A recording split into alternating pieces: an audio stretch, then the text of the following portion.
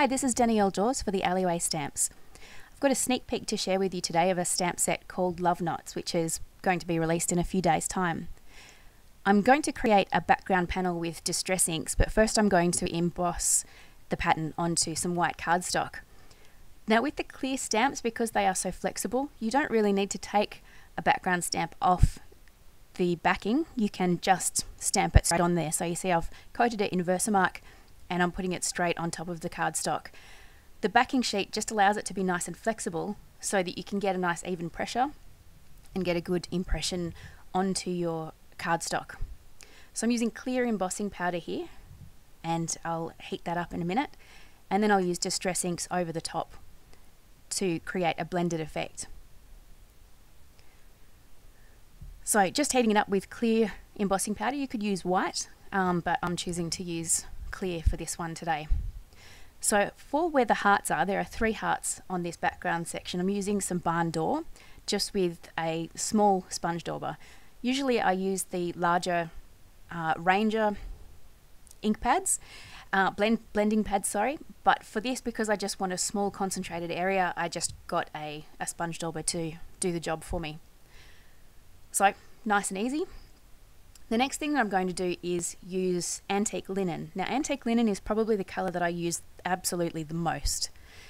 It's fantastic for blending colours together, as you'll see later on, but it's also great to start off with because that's where my highlight is going to be, on the middle of the panel here.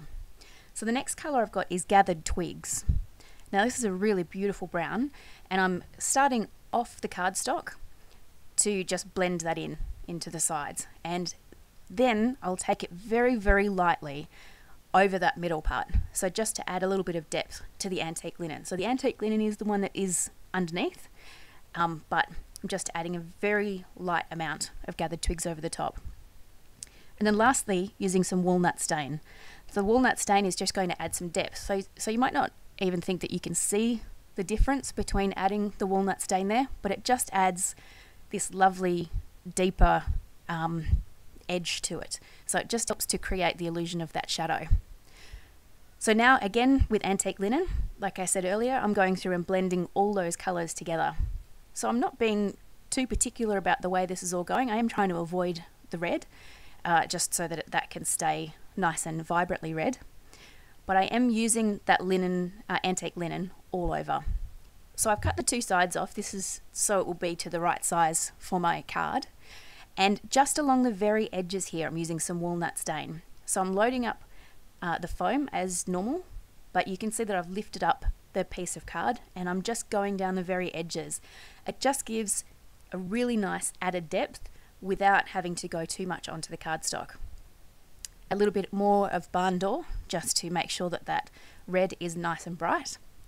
And then after that, I will cut the tops off to size, put it on some black card, and then we'll mount it onto a white card front, which you can see right now.